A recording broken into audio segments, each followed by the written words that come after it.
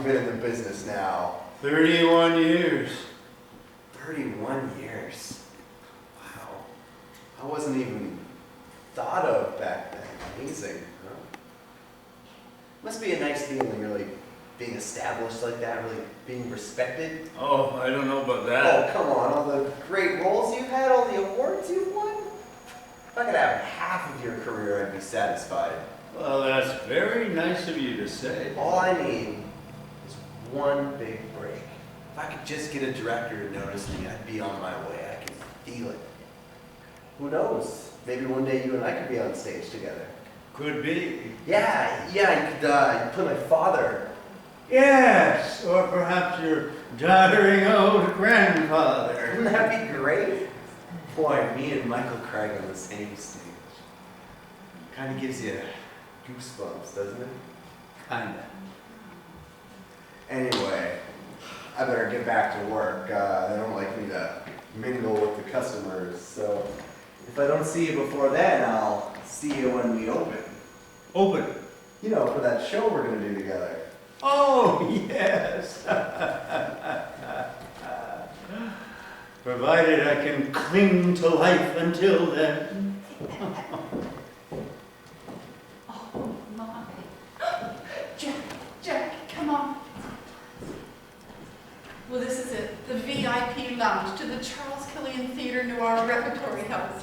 Who'd have thought that you and I would be standing here about to rub shoulders with the elite of the city's theatrical community? Jack, I can't help it. That damn knock person just won't stay down. I told you to have the stir fry. Too much oil goes right through me. What time have you got? 7:40. We're still early, and there doesn't seem to be much happening just yet. You think they got a TV in here? Oh, for heaven's sakes, Jack, this is a theater. They don't allow televisions in here. 7:30 start. Should be just about time for the end of the first inning. Jack, don't. What? You know what? Now, this is our anniversary, and you've known for a month that we were coming here tonight, so I don't want to hear any complaints. I'm not complaining. I don't think it's too much to ask of you to miss one silly little baseball game. World Series. We have such little culture in our lives as it is. 7th game. Oh, it'll do us both some good. You'll see. I'm not complaining. You think they have a candy stand? Candy stand we just ate. Well, I thought I might get some nibs or a bag of chips. No, they don't have one. Candy stand. Champagne? Oh, thank you. Oh, thanks. Mincemeat time? Oh, lovely. Jack? No thanks. You got a TV in here? No, sir. Sorry. Radio? Jack. Never mind. Well, happy anniversary, sweetheart. And here's to 25 more. Cheers. You look very nice tonight. Thank you. You look like the man that I married back in Springwater all those years ago. Well, I am the man you married back in Springwater all those years ago. Well, you haven't aged at all. Well, you've lost a little hair and put some weight on here and there, and added a wrinkle or two and lost your behind, but you're still the same man that winked at me as I walked down that aisle to be nuptial. Hey, I know that guy. Who? Him, over there. That's Handy Randy. Handy who? Handy Randy from the Handy Hardware commercials. You know the guy that comes out dressed like a socket wrench? No. Yeah, I'm sure it is. Well, I thought the VIP lounge was for invited guests only. How would somebody by the name of Handy Randy get invited? I wouldn't exactly call us invited guests. We are too. Ruth, you got the mayor's tickets because nobody else in the office wanted them. That's not true. A lot of people wanted them. They just have previous engagements. Yeah, they were all booked a month in advance. That's right. Even Grace Miller? Gracie's got bingo. Oh, come on, Ruthie. Nobody wanted to come. You got the World Series on TV, you got the Sportsman Show down at the center, and Michael Bublé open down the street. Who wants to be stuck in a play when you got all that going on? I do. That's who. The theater, it's Yo, magic. Squire, can I get a It's noble. It's the entertainment of kings and queens. Oh, and to be here on opening night, we should feel privileged. Mm-hmm. Well, we should. It's a very special night in the theater. All the work that goes into these shows, all the people involved, all coming together as one, as the curtains rises and the stage explodes into a sea of lights. Oh, I'm getting chill just thinking about it. Oh, come on, Ruth. You've been to one play your whole life. That time you and Yvonne went to whatever it was at the dinner theater. Hamlet. Hamlet, right. Well, what would you know? You've never been to see one. Imagine a man 65 years old and never been in a theater once in his life. I was hoping to keep that record intact. Well, you're not going to. We're here now, and that's that. And don't you spoil this for me either. This is a very special night for me. It's like a new beginning. Since Jeannie's been gone for a year, and Jackie almost 5, and now that we're alone again, I think it's time that we start doing things. I have such wonderful plans for us, Jack. We'll go to the theater, we'll travel, and who knows, maybe we'll rekindle some of that old fire. What old fire? Well, you know, the spontaneity that we used to have before there was kids in the house, those spur-of-the-moment encounters. Oh. With my back, I told you before, Ruth, it's got to be on the bed with a couple of pillows and... Oh, hello. You're here, sir. Thanks. And by the way, I checked, and it turns out that the security guard by the stage door has a radio. Oh, thanks a lot. I mean, that's okay. Thanks anyway. All right. Son. Thank you. I'm going over What for? to talk to the guy. It's probably not even him, Jack. It is too. It's probably somebody important, and you'll wind up embarrassing yourself. Jack. Excuse me, hi, you're him, right? You're him. I beg your pardon? Handy Randy, you're him, right? You know, my wife and I were just wondering, I said you were him, and she didn't think you were, and I said you were. You are, aren't you? Yes. I knew it. Ruthie, it's him! The socket wrench, right? Right. Yeah, that's a great ad. You chasing those sockets around the toolbox. That's terrific. Oh, I'm sorry, Jack Tisdale. Michael Craig. Yeah, it's nice to meet you. You know, I take special interest in those hardware commercials because I'm in varnish. Varnish? Yeah, you know, here, let me give you my card. You see, Jack Tisdale, All Coats Industries. I'm on the sales end. Great line of products. Practically sells itself. We've got the varnish, we've got the wood stain, shellac, liquid plastic. But the varnish is the flagship of the company. But you know that. Your company moves a lot of that stuff for us. My company. Handy Hardware. They carry All Coat. Well, that's not my company. I just do their commercials. I'm an actor. Oh, you're an actor. I thought maybe you worked for, like those car dealers do their own TV commercials. No, sorry. So you are an actor. I'm afraid so. Well, where do you act? I mean, besides Handy Hardware. Well, I mainly work on the stage and in film. Film, huh? You do movies. Anything I might have seen you, my wife and I are real movie fans. I should get her over. This will make it great. She'll love this, talking to a real actor. Ruthie! You know, it'll make her night. What was your name again? Michael Craig. I'm sorry, Michael? Craig. Michael Craig. Well, I've never heard of you, but maybe Ruthie has. Ruthie! This is Michael Craig. Hello. How do you do? Name ring a bell? No. Well, he's an actor. Oh? You know, he does these commercials. You've seen them. The ones where the big socket wrench climbs out of the toolbox, and the toolbox is some kind of coffin, and you're some kind of vampire socket wrench, right? Right. I'm telling you, it's a classic. So you're here to see the show tonight, are you? I'm sorry, I've forgotten your name. Craig. Michael Craig. Yes, I usually get invited to these opening night fairs. Excuse me. Oh, so you must be very well known then. Well, of course he's well known. He's Handy Randy, for God's sake. I meant in the theatrical circles. Well, what's the difference? Well, theater people don't usually mix with television people, isn't that right, Mr. Craig? Only if there's money involved, Mrs. Tweedsdale. Tisdale. Yes, well, it's been a pleasure chatting with you both, but I really must rush. I've got to Yes? Walk the schnauzer? I'm sorry? You know, the men's room. Yes, I've got to walk the schnauzer. Priscilla, please. I'm in no mood to deal with your insecurities right now. It's a simple question, Richard, and I think it deserves an answer. Now, why don't you want me here? I didn't say I don't want you here. Yes, you did. No, I didn't. I said if you must come, then don't expect to be fussed over. This is going to be a very busy night for me, and I can't afford to have my attentions divided. Oh, and who else were you planning on giving your attentions to? Oh, Priscilla, please. Is that why you didn't want me to come?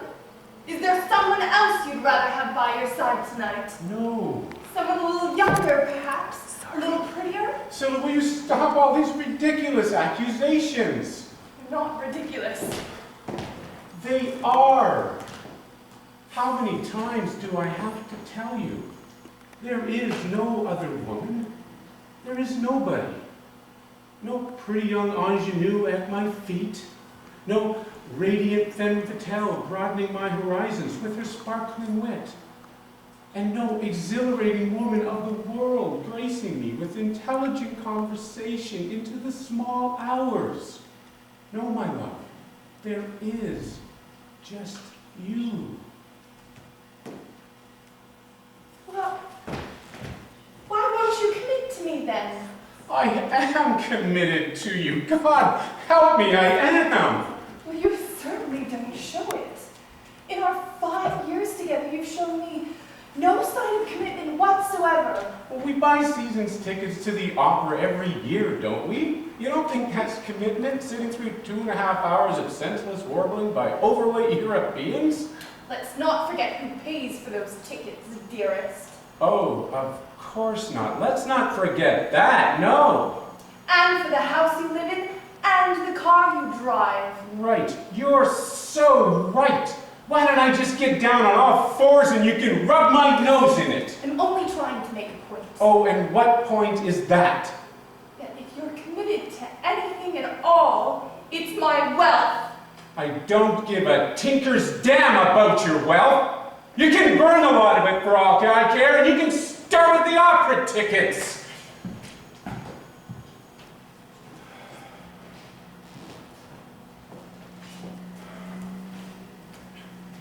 Where the devil is everybody? It's 1:15. This room is usually full by this time opening night. Of course, I can't say I blame them for not coming. I mean, my God, who wants to see another play about farmers? Nobody does plays about farmers anymore. Not unless one of the characters is blinking the livestock. If you feel that way, Richard, why did you agree to direct it? Well, the challenge, of course. I mean, any halfwit can direct a good play, but to direct a bad play like this, well, that calls for someone extremely gifted. Mr. Hyde-Finch? Oh, yes, thank you. And where are the dignitaries that were supposed to be here? I mean, I was told that invitations were being sent out to anyone who... Yes? Tom Delaney, sir. Where? Oh, here, me. I'm Tom Delaney. I auditioned for you last year. Pygmalion?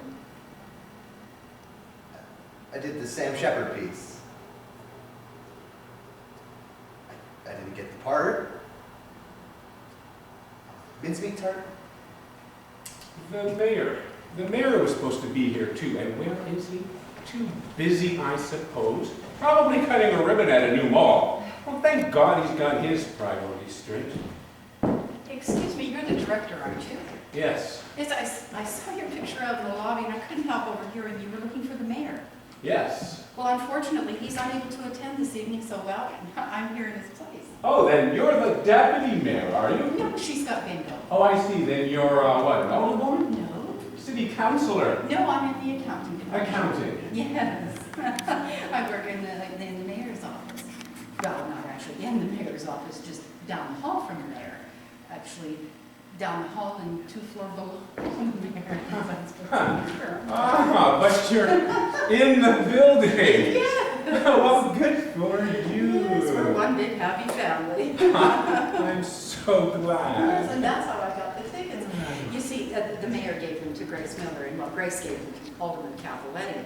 Alderman Capoletti gave them to John Levine from the budget department. Oh, John, apparently by mistake, left them in the men's room. That's where Radham and Ashley found him. Yes, that's next to mine. Well, he couldn't come because Thursday's Taekwondo night, so he's passed them on to me, and well, here we are, me and my husband Jack. Oh, you must meet Jack. It's his first time in the theater. He's so very excited. Jack. Oh, goody. This is the director of the show that we're about to see. Richard Hyde Finch. Jack Tisdale. And this is Scylla Fraser. Hi. How do you do? I was just telling Mr. Hyde Finch how much we're looking forward to this evening's performance. Oh, absolutely. Yes, it's our anniversary, so it's rather a special night for us. Oh, well, congratulations. Yes, thank you. Here we are, 25 years, $2 and 3 mortgages later, still feeling like a couple of school kids. Oh, mind you, it hasn't been trouble-free all these years. We've had our rough spots just like everyone else. Just persevered. Didn't know when to quit, I guess. Say you two aren't. Married?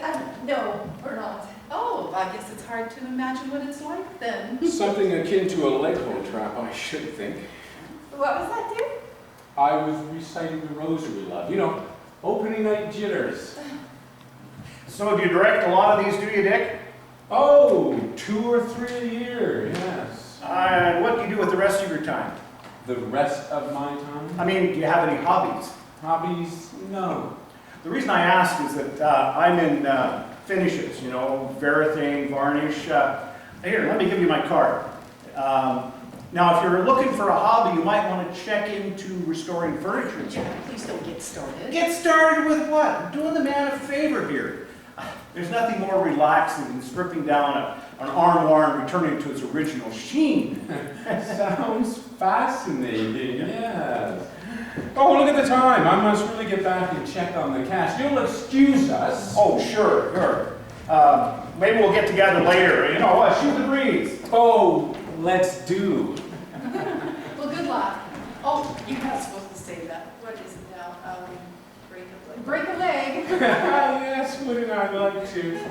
Bye now. Ta-ta! Ta-ta. Oh, he seems to be a nice man, warm and engaging. Isn't it wonderful how the theater people are always so eager to patronize the patrons? She seemed a little on the stiff side, don't you think? Oh, you think so? Yeah, I mean, like, kind of cold, like in Smacked in the Puss with a mackerel. Oh, I didn't get that. Maybe it's just me. Where the hell's the kid with the beer? Oh, Jackie called last night, asked how you were doing, and said to say hello. What does she want? Well, who says she wants anything? Whenever the girls want something, they always tell you to say hello. Now, what does she want? Nothing. She just called to talk. She said Larry and her are having some problems, you know, money-wise. I guess he lost some of their savings last week and he didn't tell her. What was it this time? The track? Uh-huh. How much? $3,000. So she wants $3,000. No, she doesn't want any money. She says she's going to take care of it all by herself. She just thinks Larry needs some help, that's all. I'll tell you what he needs. He needs one of my hush puppies up his ass. That's what he needs. Oh, Jack. Never mind, oh, Jack. She married a loser, and you and me, we wind up paying for it. We're not going to be paying for anything. She says she's leaving him unless he gets counseling. And where's she going to go? Well, she had asked about coming to stay with us. And you told her it was okay. No, I said I'd discuss it. That's it. That's it. I know you, Ruth. You told her it was okay, didn't you? No, I know she's our daughter, and I know she's got no place to go. That's fine. I just wish when you say we're going to discuss something, we actually did discuss it, instead of you making up our minds. That's all. God, I tell you, if we ever have kids again, start another family, we're going to do it without kids. That's it. Scylla, please, this is neither the time nor the place. It's never the time or place for you. I have an actor who is 20 minutes late. I don't care. Every time I try and talk to you about this, you change the subject. Well, I won't be put off any longer. feel useless. Don't you understand that? I have nothing to show for my life. You run one of the most successful art galleries in the country. You call that nothing? It's not enough. Years ago, I thought it would be, yes. But it's not. Oh, and I suppose that's my fault. I thought we were going to start something together. A family. And we will. When? Well, I don't know. Soon. How soon? Very soon. What's the bloody rush? I'm 35 years old. Oh, that's young. Not for childbearing. Well then, raise horses, for God's sakes. They're better than children. They eat less and you can ride them until they drop. Richard, what would you think if I were to get pregnant? Oh, say, right now. What? Here? No, I mean, what if I was pregnant? This has got something to do with your visit to the doctor today, doesn't it? Huh? God, I should have guessed. Every time you see that voodoo high priestess, she has you on about getting pregnant. The last time you were there, she wanted to know how high my sperm count was. Well, you can tell her for me that I've got more than enough sperm, and they're the size of bloody lake trout. This has nothing to do with my doctor. No. No. Oh, and I suppose she didn't mention anything at all about babies. We talked about babies, but Just as I suspected. Honestly, Scylla, that's all you think about? Are you that selfish? Don't you realize that I have a curtain in less than 10 minutes? And an actor could be lying in a ditch somewhere. Not to mention the fact that it's opening night, and the only prominent people in sight are a pimply-faced servant boy and Montauk Kettle. Richard? Oh, Michael. At last, a familiar face. How are you? Oh, getting by. Good. Scylla, you remember Michael, Of course. don't you? hello, Michael. Scylla. Excuse me, I think I'll go freshen up before the show starts. Nice seeing you again. You too. So, Michael, where have you been keeping yourself? I haven't seen you about lately. Well- No, wait. I did see you on television the other night. Yes, in that commercial that you do about the screwdriver. Socket wrench. Yes, socket wrench, yes. They must pay you well for that, do they? Matter of fact, yes, they do. I expect so, yeah. So, any stage work coming up for you at all? Well, I'm up for Iceman. Iceman? Wonderful! Well, of course, you're perfect for it. And who's directing? Philip Endersby. Philip? Oh, fabulous. He's the best. You'll have no trouble at all with Philip. Well, I don't have the part yet, but... Well, I will keep our fingers crossed. I could talk to Philip if you like. Put in a good word. No, that won't be necessary. Consider it done. Philip owes me one anyway. Thank you, that's very kind. So they're doing Iceman again, are they? Well, I suppose some people never tire of it. To tell you the truth, Richard, I was kind of disappointed that I didn't get to play Old Daddy in this show. Oh, well, Michael, you're up there on the short list. Believe me, we looked at you long and hard, but we decided to go in another direction with the role. So, Clayton Fry is doing it. Yes, do you know Clayton? Yes, we've worked together. Oh, marvelous actor. Very talented.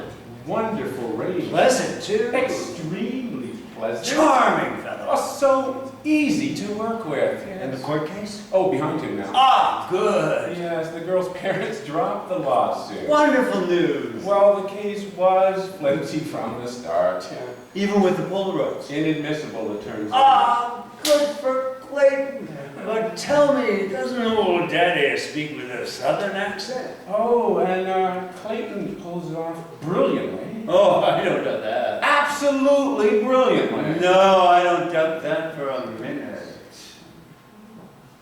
So, What's on your plate after this? Oh, I'm doing The Tempest in November. The Tempest. I did that 3 years ago at the Braymore Center. Got good notices too. In fact, some of the best notices. Damn, I already cast it, Michael. Damn it, if only I had known that you were available. But I thought you were tied up with this, grease gun thing. Socket wrench. Socket wrench. Yes. Well, keep in mind down the road. Oh, you're at the top of my list. I mean, it's been far too long since we've worked together. Yes, well, I seem to be having trouble finding work with anyone these days. You? Michael? Of course, it's probably just a case of no one doing plays right now that require my type. And that's exactly what it is. It's this youth kick. I mean, an actor with your credentials, Michael. Don't insult my intelligence by saying that you can't get work. I should have you flogged. Can't get work. You mischief maker, you. It's just my insecurity working overtime, I suppose. You should say it is. Well, and they should be starting soon. I should get to my seat. Yes, enjoy. I'm sure it'll be wonderful. Yeah, see you after. Oh, I'm looking forward to it. Has been. Are you there, Tim? Tom, sir. Tom Delaney. I auditioned for you last year. Yes, I know. Pig Miller. You probably didn't know this, Mr. Hyde-Finch, but I've been watching you rehearse this play for the past few weeks. I hid up in the balcony there so I wouldn't be noticed. I hope you don't mind. Well, there's not much I can do about it now, is there? Yeah, well, I just thought if I watched someone of your caliber work that I could really learn something. So I came in and I sat in on almost every show. I know it inside out. I've seen it so many times. Well, it's nice to know that someone was paying attention during the rehearsals. Anyway, just thought I should tell you. And did you learn something? Sorry, that, yes, I think I learned more watching you than during my entire stay at theater school. Oh, really? Oh, and I'm not saying that just to flatter you. No, goodness no, we wouldn't want to flatter a director now, would we? He might find you a job. Oh, no, that's not why I'm doing this. True, I've yet to have my first professional acting job, but I think that when it comes along now, I'll be a little better prepared, you know, after watching you. Yeah, well, it's definitely good to know that someone was paying attention during rehearsals. Anyway, thanks. I'm holding auditions next week for The Tempest. Why don't you give me a call and we'll see about setting something up for you. Oh, no, look. I'm not promising you a part. In fact, I doubt that you'll get one. But if you'd like to come by and try out, then that's Oh, okay, sure. fine. So, I'll call you Monday? Whatever. Okay, great. Monday, first thing. Or would you rather I called you in the afternoon? Morning, afternoon, whenever you like. All right, first thing. First thing Monday. Right. Or maybe mid-morning. No. First thing. Right. Like 9? Like 9:30. 10. 10. Great. 10. Monday at 10. Got it. And thank you. Everything about it is healing. Everything the traffic will allow. Libby? Richard! Oh, Richard, isn't it exciting? My very first opening night. I feel like I'm absolutely positively going to bust wide open. Libby, you're late. Oh, I know, Richard, but don't worry, because I can get changed in no time. Libby, the cast is supposed to be here at least 1/2 hour prior to curtain. Oh, I know, Richard, but my family wanted to take me to dinner, and I couldn't very well say no. Oh, they even bought me these flowers. Aren't they pretty? Yes, they're lovely. Oh, they're so proud of me, and they're all here tonight, too. My mom and dad, and my sister and brother, even my grandma Husniak. She's so sweet. wonderful. She was an actress once too, you know. Back in Poland with the Krakow Little Players.